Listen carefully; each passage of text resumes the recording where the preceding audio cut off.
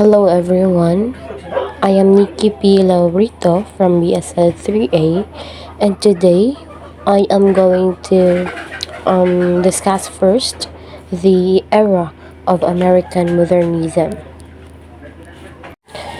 So, the era of the American modernism was a period of significant transformation in literature, art, and culture, shaped by major historical events and changes. It marked a break from traditional forms and embraced new ideas, reflecting the complexity and uncertainty of the modern world.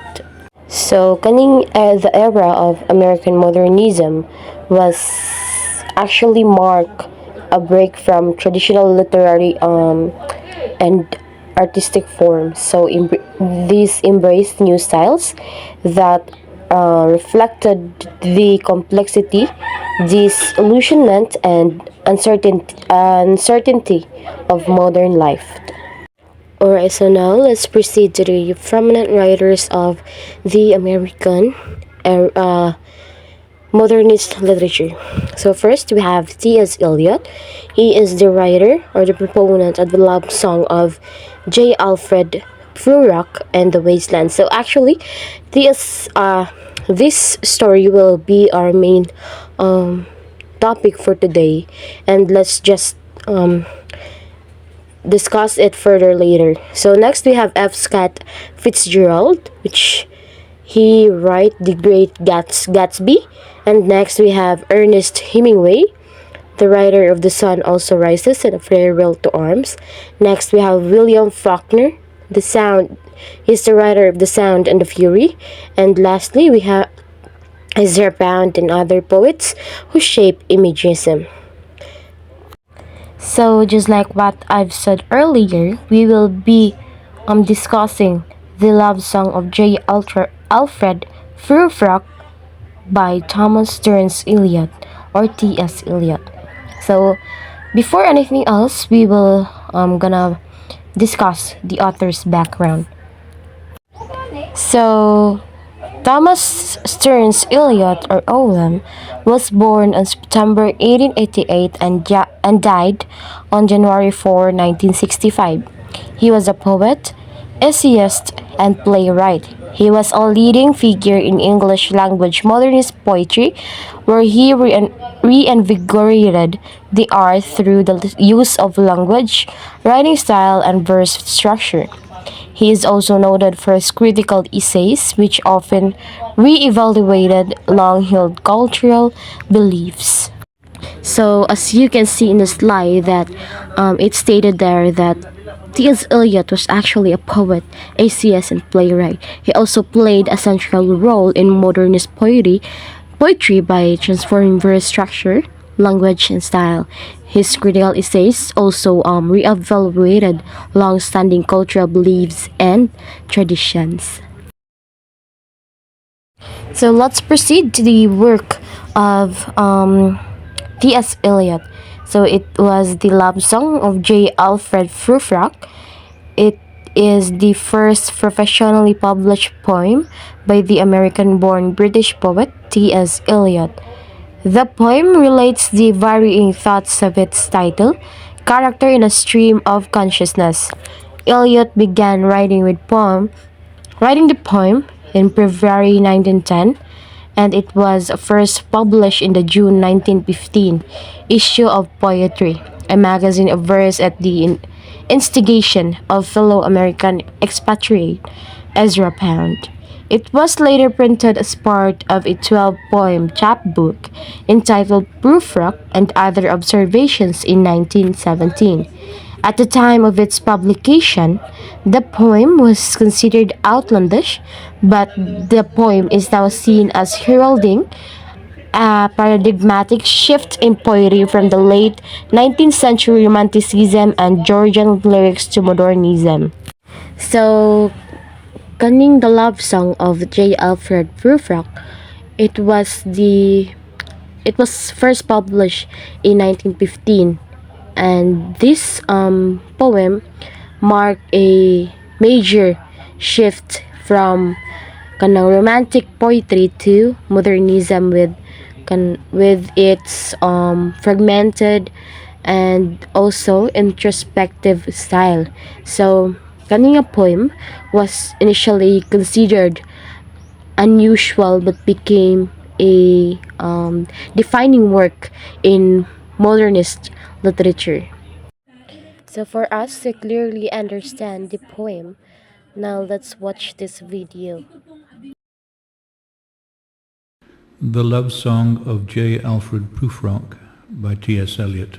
Let us go then, you and I, when the evening is spread out against the sky, like a patient etherized upon a table.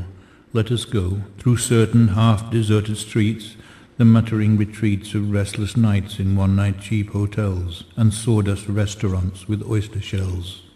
Streets that follow like a tedious argument of insidious intent to lead you to an overwhelming question.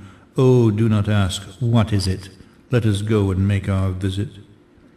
In the room the women come and go, talking of Michelangelo.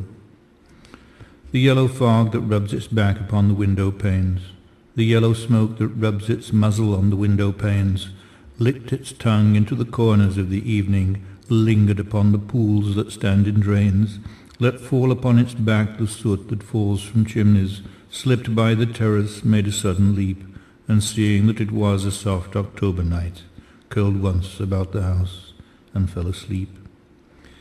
And indeed there will be time, for the yellow smoke that slides along the street, rubbing its back upon the window panes, there will be time, to prepare a face to meet the faces that you meet. There will be time to murder and create, and time for all the works and days of hands that lift and drop a question on your plate, time for you and time for me, and time yet for 100 indecisions, and for 100 visions and revisions before the taking of a toast and tea. In the room the women come and go, talking of Michelangelo. And indeed there will be time to wonder, do I dare? And do I dare? Time to turn back and descend the stair, with a bald spot in the middle of my hair. They will say, how his hair is growing thin. My morning coat, my collar mounting firmly to the chin, my necktie rich and modest and asserted by a simple pin. They will say, but how his arms and legs are thin. Do I dare disturb the universe? In a minute there is time for decisions and revisions which a minute will reverse. For I have known them all already, known them all. Have known the evenings, mornings, afternoons. I have measured out my life with coffee spoons. I know the voices dying with a dying fall beneath the music from a farther room. So how should I presume? And I have known the eyes already, known them all. The eyes that fix you in a formulated phrase. When I am formulated, sprawling on a pin, when I am pinned and wriggling on the wall, then how should I begin to spit out all the butt ends of my days and ways? And how should I presume? I have known the arms already, known them all, arms that are braceleted and white and bare, but in the lamplight downed with light brown hair. Is it perfume from a dress that makes me so digress? Arms that lie along the table or wrap about a shawl. And should I then presume, and how should I begin? Shall I say, I have gone at dusk through narrow streets and watched the smoke that rises from the pipes of lonely men in shirt sleeves leaning out of windows? I should have been a pair of ragged claws scuttling across the floors of silent seas. And the afternoon, the evening sleeps so peacefully, smoothed by long fingers, asleep and tired, or it malingers, stretched on the floor here beside you and me.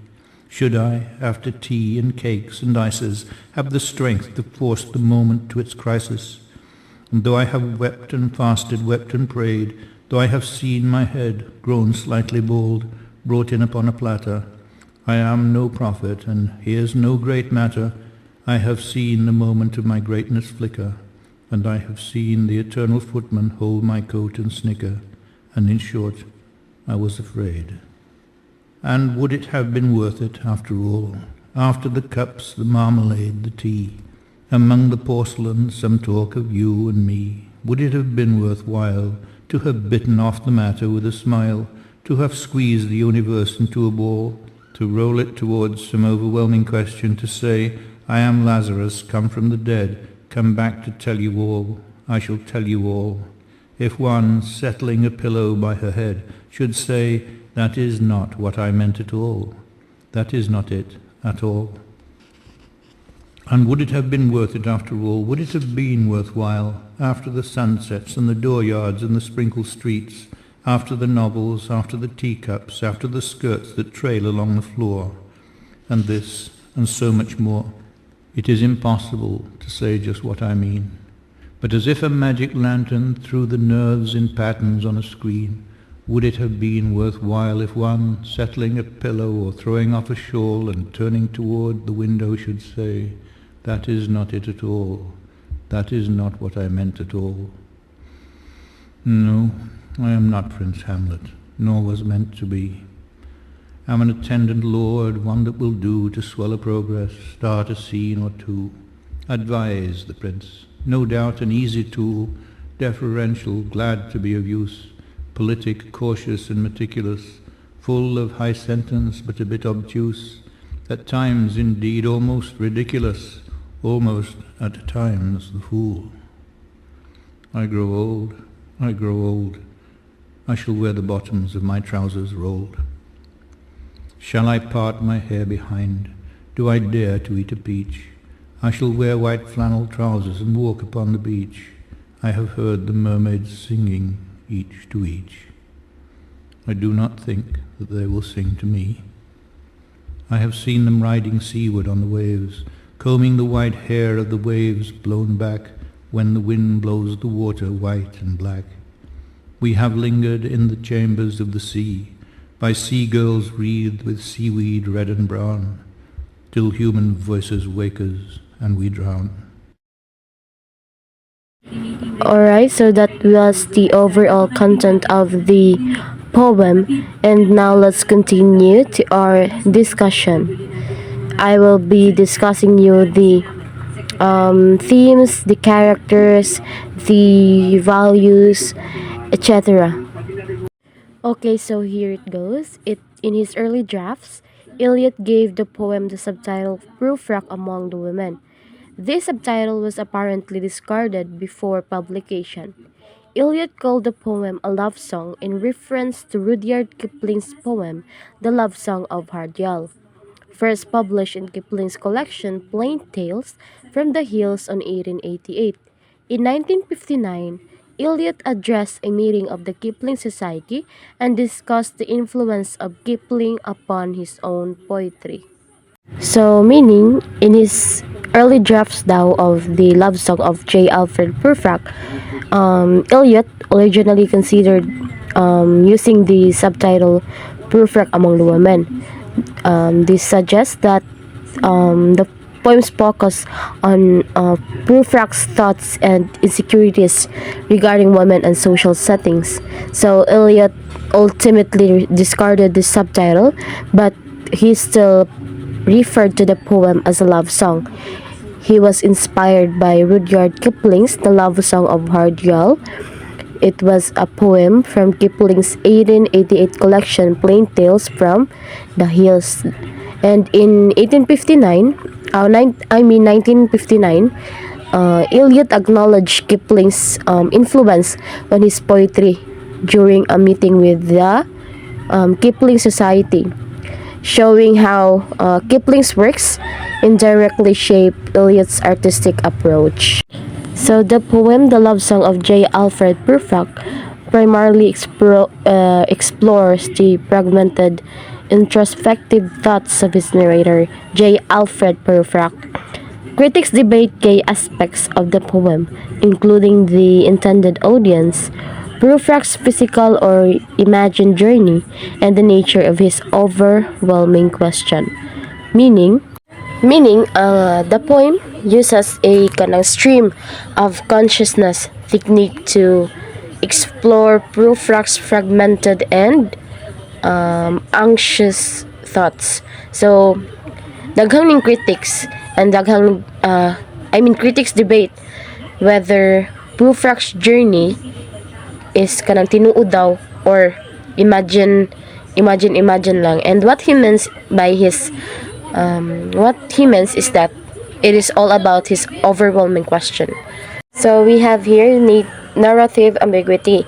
So Prufrock's musings seem disjointed, with transitions driven by his psychology rather than logic. This makes it hard to distinguish between literal and symbolic elements. Meaning, Prufrock's hesitation and indecision reflect the frustrations of modern individuals living in a society lacking clear meaning.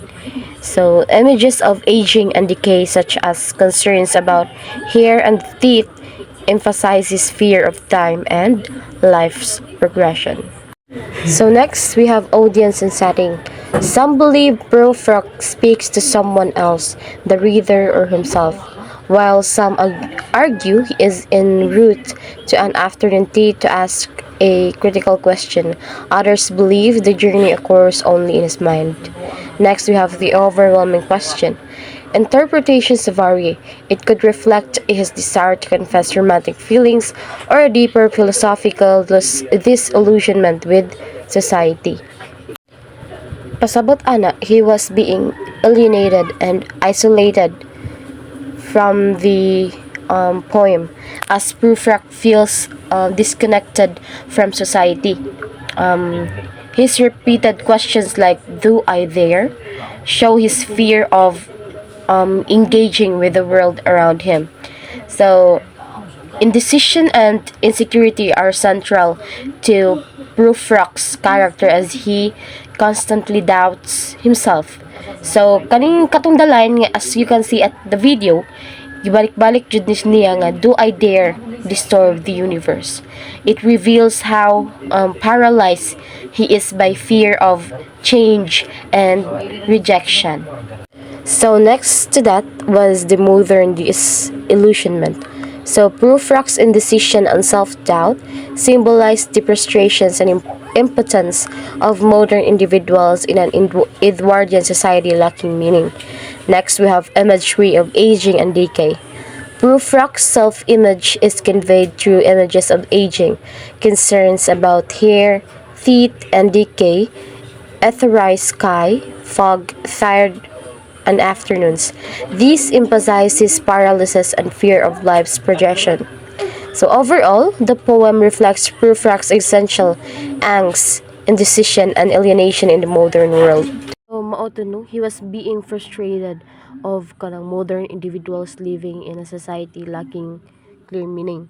So images of aging and decay, such as concerns about hair and teeth, emphasize his fear of time and life's progression. So the poem explores the passage of time and mortality as kanang Prufrock is painfully aware of life's brevity.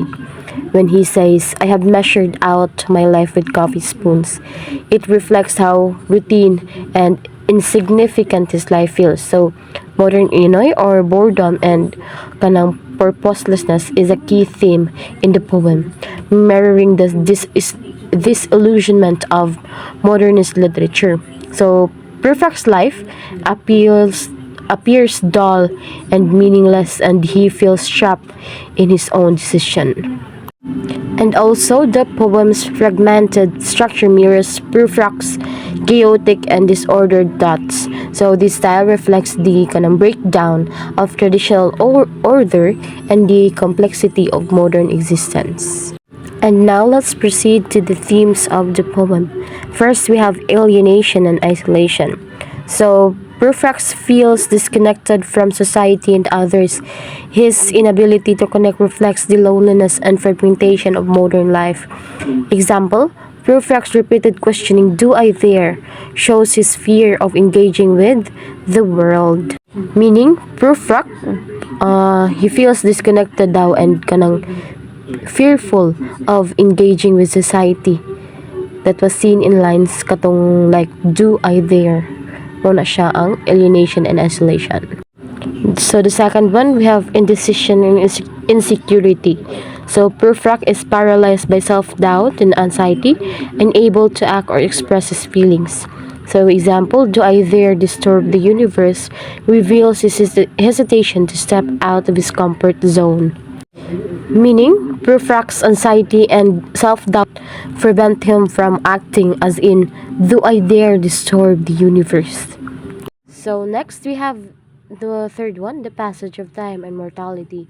The poem emphasizes Prufrock's awareness of aging and the fleeting nature of life.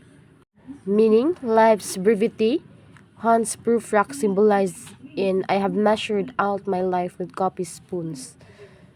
So the example of the number 3 is that I have measured out my life with coffee spoons suggests life's monotony and lack of significance. Now let's proceed to the number 4, the modern Inay. It is the boredom and meaninglessness. So Prufrock reflects a sense of purposelessness and disillusionment that was common in modernist literature.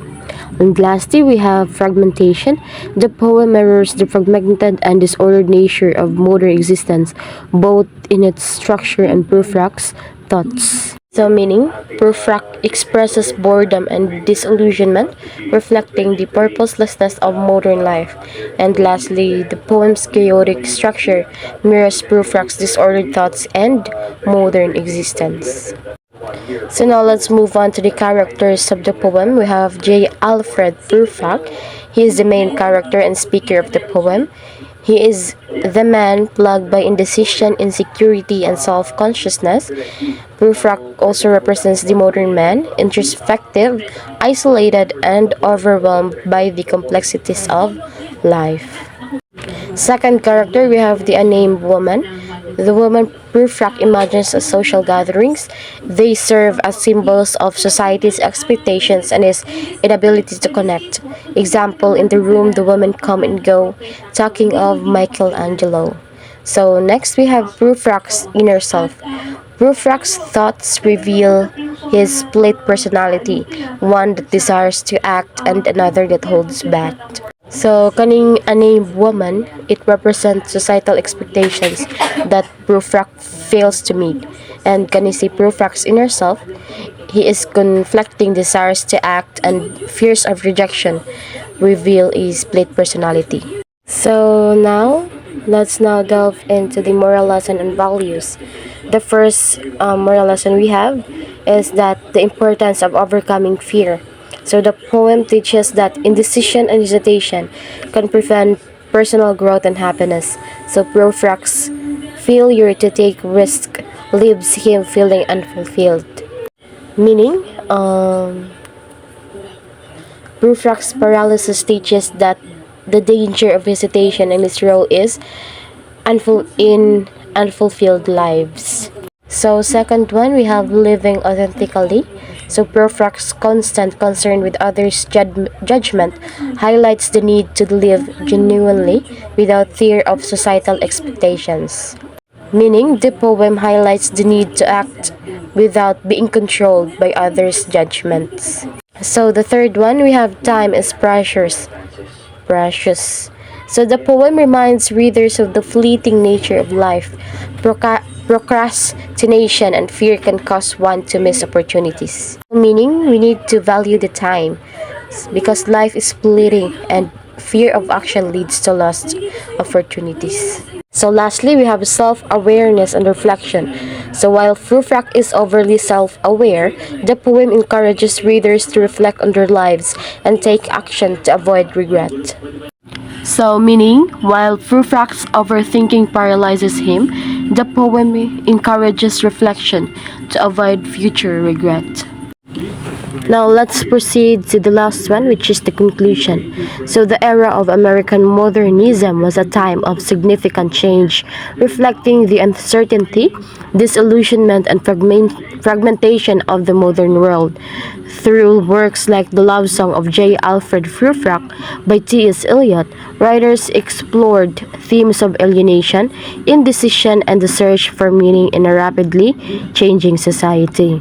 And by that, modernist literature challenged traditional forms and offered a deeper look into the struggles of the individual. It emphasized the importance of self reflection, the passage of time, and the need to overcome fear and hesitation. The era serves as a reminder that personal growth and fulfillment come from living authentically, embracing challenges, and engaging with the world around us. So its overall significance is that the poem and the modernist era challenge readers to reflect on life's complexity and the struggles of the individual. So modernist literature also emphasizes themes like alienation, self-doubt, and the need to embrace life's challenges authentically. So I think that would be all for my discussion for today. And thank you so much everyone for listening, and God bless you all. Thank you.